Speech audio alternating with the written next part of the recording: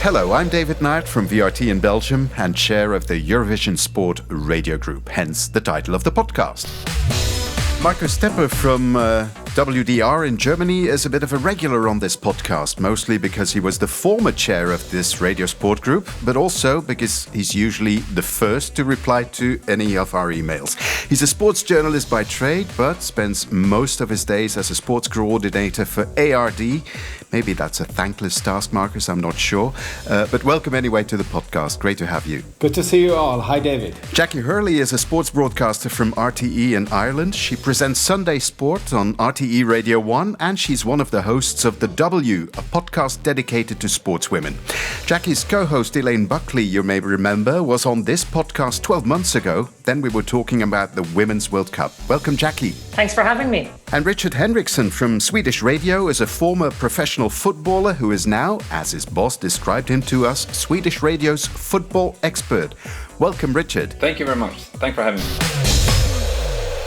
Let's start this episode of the podcast with some good news. Two pieces of good news, actually. First up, RTE's podcast, The W, is coming back. Jackie, can you tell us where did it go and how does it feel to be making a comeback? Well, I suppose where it went is like all of us. In the middle of the lockdown, we just kind of found that we were under-resourced. I'm sure this is something that all of you guys have witnessed over the course of the last few months as well. And we just found it incredibly difficult to keep going what had been a voluntary project for the last year.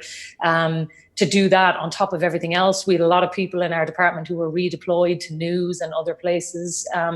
So we just really, really struggled to get some content out there. The good news is that now that we're starting to come out of this wilderness, we're going to start getting some more podcasts out there. And there's been a lot of good news stories that have been happening. So we want to try and capture some of those over the next couple of months as well. So it is nice to have something to look forward to after all of this. The return of the W is one piece of good news. The second piece in this episode is ARD's success in securing Bundesliga rights through to 2025, winning all 7 of the rights auctions that they entered. Markus, that's great news for you as a radio broadcaster. But I think the inclusion of digital rights in this portfolio is really exciting for you as well, isn't it? Yes, it is. But ARD and the German radio network is the traditional partner of the Bundesliga for about 50 years. Any Sunday, 7.4 million people are listening to our conference calls from the Bundesliga. And this is a radio classic in Germany. But we're talking about FM radio with some simulcast on web streams. But what we didn't have so far was specific digital rights, full match commentary rights, because on FM we only did, let's say, 60 minutes in total as some, let's say, kind of highlight and final conference coverage.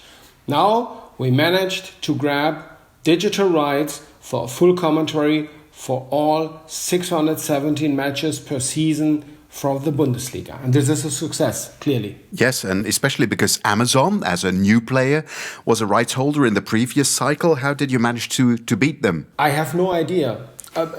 Yes, I have an idea, but I have no idea what Amazon did. What we did is that we get together with our TV colleagues, because as we are doing very traditional, classic coverage of the Bundesliga on the radio, our colleagues from ARD TV have the Sportschau, which is the classic and traditional sports football show on German television. And it's for us always we need those rights for TV as well as for radio. And we came together and we formed, let's say, a task force which met together and say, okay, what is our approach? What is our approach in to get the rights for TV, for radio, but also for digital? Our approach was to say, this is not classic radio anymore. This is a digital right, and we have to look at it and to watch at it in a 336 degrees perspective, that it fits perfectly in our digital bouquet. And I think this was kind of a strategic approach, which was in the end successful. Well, I have to say, and I'll be very honest here, that there was a point in March where I couldn't see football making a return anytime soon because of the crisis, but Here we are, we're gearing up for a busy summer and winter of action. Most of the seasons across Europe have concluded, with fans being not always so socially distanced in their celebrations outside and sometimes even inside stadiums. And look, now we're all set for the UEFA Champions League and Europa League finals. Richard, let me turn to you. Can you talk us through how Swedish Radio has handled football coverage throughout this crisis? Because if I'm not mistaken, the new season is already underway in Sweden. Yeah, you're absolutely correct. Sweden have a different season than most other countries in Europe that, of course, of climate reasons are seasons, and I call it seasons because I include both the men and women's top division here. Usually starts end of March, beginning of April. But of course, with the pandemonium and the crisis, there was no way they could do that, so the season opener had to be postponed, and the two top divisions started in the middle of June. So we had for a very long time, for quite a few months, nothing going on, nothing in football, nothing in any other sports, and just this long wait to get the green light for at least top football being played. So the season is still, you could say, in the beginning, I think they have played like maybe 10 or 11 rounds of what is sure to be a very special season, not only for the clubs, for the players, but certainly for us as radio broadcasters as well, of course. What's it been like, the experience, since starting the new season in these very strange circumstances? Well, there's a lot to that. Of course, I mean, in the first game, I've covered one of the top teams here in Stockholm, which usually draws 30,000 spectators to every game, which is a huge amount in Sweden. And of course, with the terraces being totally empty, practically no people inside the stadium. This, of course, is recognizable to anyone, I guess, hearing this. It's just the teams, some only a small portion of the media, TV and radio commentary. I mean, it was kind of an eerie feeling being inside a huge stadium like that, trying to do your job, having, of course, to be like soaked up into the action, because, of course, the listeners at home, they want to hear what's going on. They want to hear us get excited when there's a goal opportunity. They want to hear us, screaming out a goal being done, or whatever it is. So that took some adjustment for me, for every one of us. And I mean, also, the mix of describing what's going on the field, on the pitch, yet putting it into a perspective. What are we seeing? What are we not seeing? What are we used to hearing? What are we not hearing?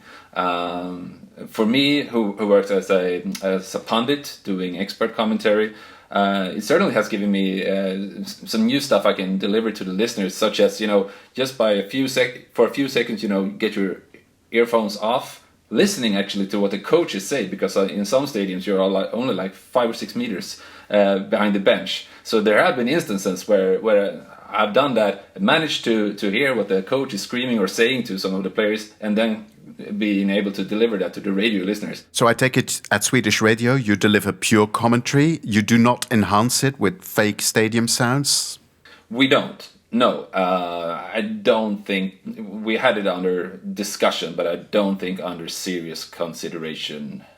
No, but that has been a challenge as well.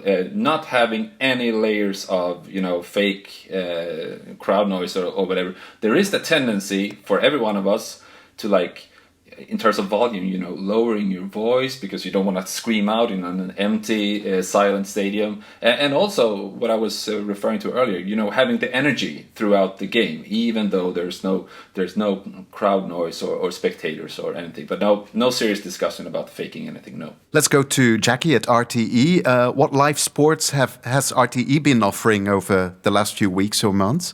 Well, we've been in a similar situation to Richard. It's just trying to get back into the norm of it. So we'd have our own national games here, GAA, hurling and football, and they're the first ones really that we got a sense of getting back into. Now here, we're in a restricted capacity situation as well. So even the ones where they are allowing fans in, it's still only 200 people, and that's 200 people including the match day.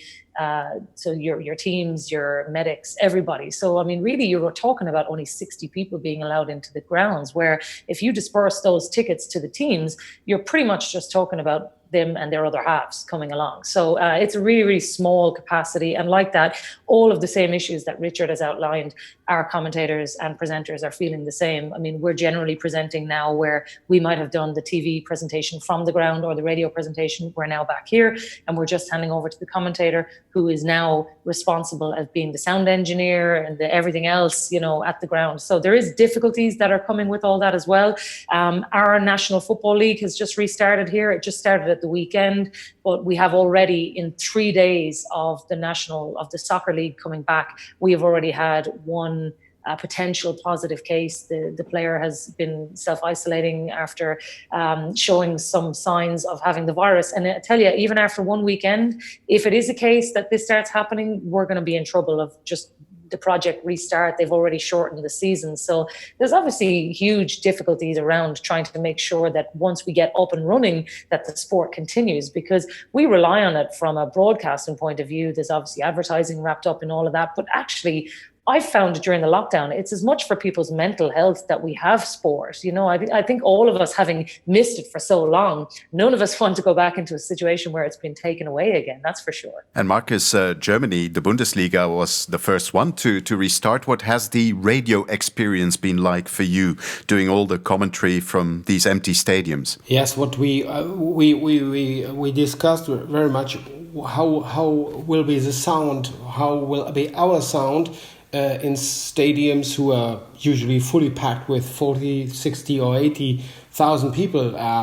Imagine Borussia Dortmund with 80,000 people and the yellow wall on the southern stands, all empty. There was no one single thought about mixing with sounds or working with some artificial sound. But good for the Bundesliga. They have a very professional host broadcaster who are catching the atmosphere with 17 microphones around the field of play. So we are able to get this Radio International sound and to get it for us. So what we have, let's say, some basic layer, very, very nice sound. Where you can hear the players, the coaches, and the cheer when they scored. So that makes it a little bit easier for us. And we put some days before the first matches started, we put all our live commentators together in a single telco and say, okay, what is our approach for making coverage in empty stadiums?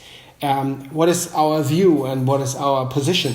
Yes, you can say, okay, it's everything. It's so crazy, and we are all sad. There are no spectators, but let's say this time of crying and feeling sad about this must come to an end, because instead of the spectators, our reporters are now in the stadium and say, okay, guys, you cannot be in the stadium, but we can. And now we grab you by the ear or by the hand and follow us. We take you with us into the stadiums.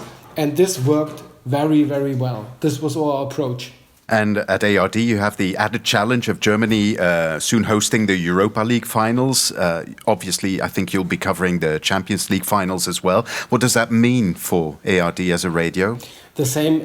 We are here on home ground, but in Germany we have a very strict special match operations concept between the Football Association, the league, and the German public health authorities.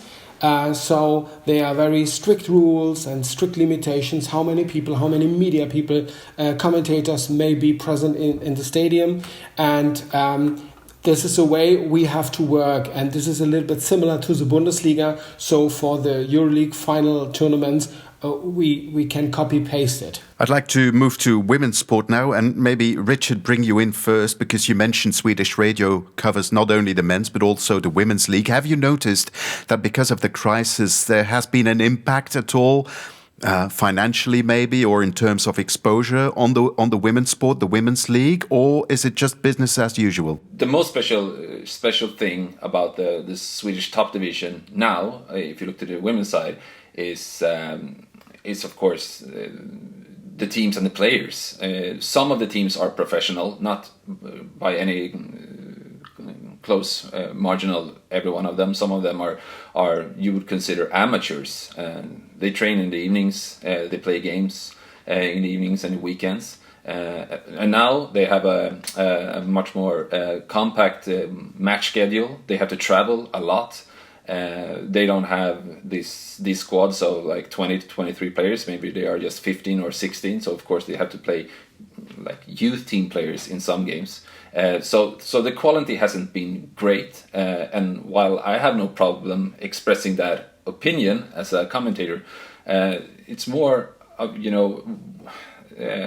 I mean, what can you criticize the teams for this with the challenges that they're having? Can you criticize a player who hasn't been able to train properly for 3 months? Jackie, what is your view? Has there been any impact at this moment on women's sport? I mean, it's maybe a very small example, but we in Belgium, we cover cycling a lot. And when the UCI were redesigning the men's calendar, the women had to wait much longer to get their new race calendar. Also, lots of the smaller teams are fearing a financial impact. What's your thought?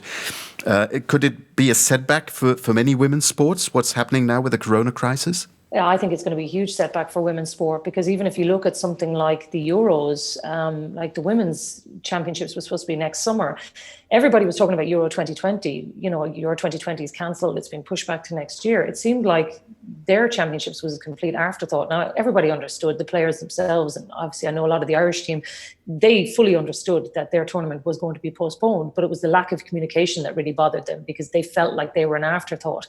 If you look at the wider examples, the one that you've mentioned in Belgium, very, very similar story to what has happened even in the UK. The women's football league was just cancelled. The season was cancelled. There were still games to be played. Whereas if you look at Project Restart for what they did for the Premier League, I mean, I know we're not talking about the same financial burdens, but equally the amount of effort that was put into restarting the Premier League on a global scale was phenomenal. Whereas the Women's League, it seemed to me, was just cancelled, and there was no discussion as to whether it was going to happen. In America, the NWSL, they did manage to get that up and running, but this is the biggest global tournament that women have. So if they couldn't get that one running, I would have feared that we would have been in big danger. But we did notice that here, even with our own national sports, ladies football and camogie were very much being waiting to be told when they could restart their season, as opposed to, and I'm sure in the background there was lots going on about them coming forward with their own proposals, but it did seem to me that they were the last key on the chain to be filled, whereas there was lots of progress being made on the other side. So I would be slightly concerned that there is ground lost right now, because I think particularly in the year here in Ireland, there was a big campaign, 20 by 20, trying to promote women in sport this year. And I would have concerns that maybe the opportunity has slightly been lost. And it's a great shame, isn't it? Because 12 months ago, we had a hugely successful Women's Football World Cup, and many people thought this is it. Women's sport has finally, made this great strides forward, and now it's all up in the air again. But you need to capitalize on the moment. I think that's with any sport. Like if you look right now at sport in general, people have had it taken away from them. So now they see the value of it. Now is the time for sport to step in there and push it forward, doing all the things like what Marcus has said, where you're actually retraining people's minds to love this thing. You're going into stadiums and telling them, come on this journey with me. Here's this magic thing that you've missed out of your lives. And I think you really need to capitalize on the moment. And women's sport needs to do that. Last year, the Women's World Cup was the perfect opportunity to do that. There might be an opportunity lost right now, but that doesn't mean it's lost forever. We just need to show people that the pathway of sport is coming back, and we all need to be part of this. That's my opinion anyway. Okay, let's look ahead to next year then, because we've got Euro 2020 and Tokyo 2020, the big fixtures of this summer. Both of them moved to 2021. The Women's Euros also moved, obviously. But, of course, we need to fit those around an already busy schedule. So how are you all looking ahead to 2021? Marcus, what are your initial thoughts? We're currently running a series in German radio. The title is "This Could Be My Big Day," where we on a one-on-one day-to-day rundown, sending a portrait, a biopic of an athlete from Germany who could have been a medalist on this specific day in Tokyo. So, for example, we had a portrait of a German female dressage rider who is one of the favorites to get gold, and we will do the same with the Germans rowing men's 8. And we visit them or did some Zoom calls with them, say, okay guys, what's going on? One of the athletes say, okay, I used the time to finish building my house, yes, this summer. And to bring back, as Jackie said, some of the magic, and to say, okay, Corona is a serious threat, but this is not the only thing in life right now, and life is going on, even without sports, and with sports, if we come back to it. For the next big events next year, so Euro and the Olympics, from let's say a point of management and organization, most of the broadcasters in Europe managed to get the arrangements frozen until next year. So the host broadcasters and the organizing committees and the broadcasters came to negotiate. Say, okay, let's take all this given and let's freeze it and put it on the table next year. So this is very comfortable and makes absolutely sense. Yeah, our arrangements to broadcast are basically just set there. We'll literally roll what we were going to do this year into next year. I mean, I suppose the only thing to consider is that maybe it's going to be a more scaled back Olympics, and maybe we're going to send a smaller team. I think we sent 50 to Rio and to London. I'd say they may be looking at some sort of a scaled back option. I mean, I'm sure we won't know that till we get close to the time, but certainly from talking to the athletes, they were all literally just replicating their plans for the next year, and the broadcasters are going to try and do the same. I think the biggest challenge for all the broadcasters is now what was going to be a crazy 2020 is now going to be a crazy 2021, and there's very little break. So like we've had to try to match our holidays, and you know, everybody's trying to get ready, because once September rolls around, you're pretty much going to go from September right through to the end of next year. And just from a broadcaster's point of view with all of us, it's just going to be a really, really busy time, which is great for sports lovers. But I think it's going to come with a lot of challenges for broadcasters as well. Between June 2021 until the end of 2022, we have, I think, 18 or 19 months where you have all big sports events this planet has to offer.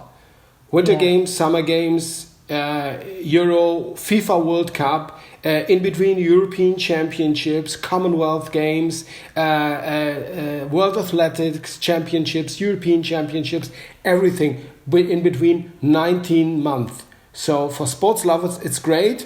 For us, it's a challenge.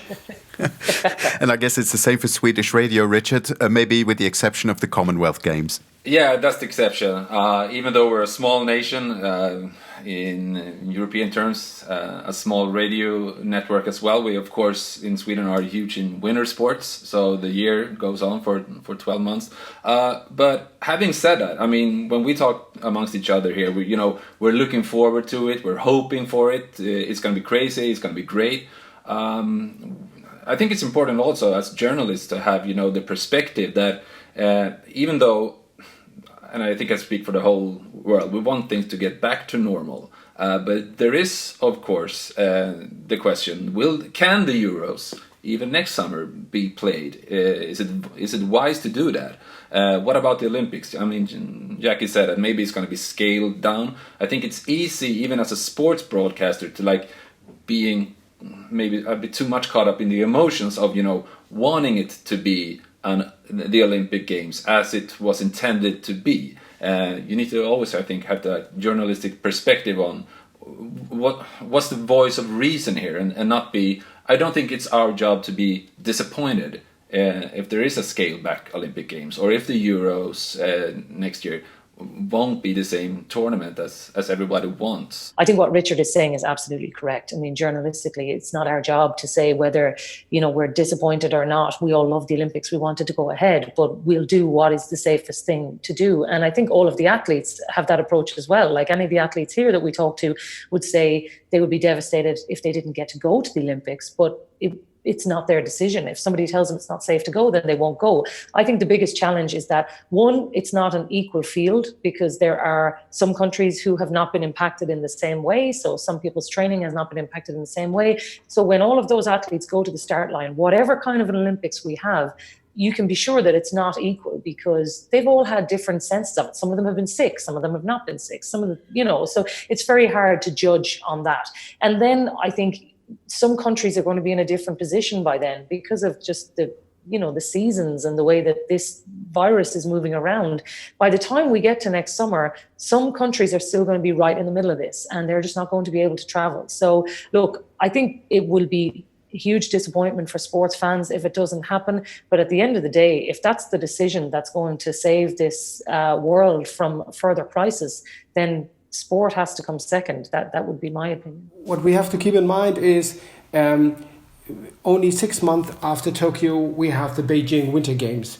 So if you postpone or cancel Tokyo, you are very, very close to do the same with the Winter Games in Beijing. So in the end, this would mean for a whole generation of Olympians and Olympic athletes, there will be no games. Life plans destroyed. And for the Olympic movement, the big question is, how will we survive the cancellation of perhaps 2 Olympic Games? Financially, but also with kind of spirit and the rule of the Olympic movement. In my opinion, I think the IOC as well as the organizing committees will do whatever they can to deliver games in Tokyo as well as in Beijing. Perhaps scaled down, perhaps without spectators or only with the half of the spectators, but I think they will do whatever they can to deliver games. I think they will also find, let's say, some quarantine conditions for athletes coming in, and they will deliver only games for the athletes. And even us as media have perhaps to step back, to scale down our own teams and crews on site, but only to say, okay, this will be 2 editions of games, one winter, one summer, but we have all to go through this, as, by the way, the rest of the planet as well. That's interesting food for thought. Thanks for that, Marcus. We've been away for a while, but I have to say it's great to be back on the podcast. Thank you, a big thank you to my guests for making it a great return. Jackie Hurley from RTE, Richard Henriksson from Swedish Radio, and of course the regular favorite guest, Marcus Stepper from ARD. Thank you for listening and stay safe.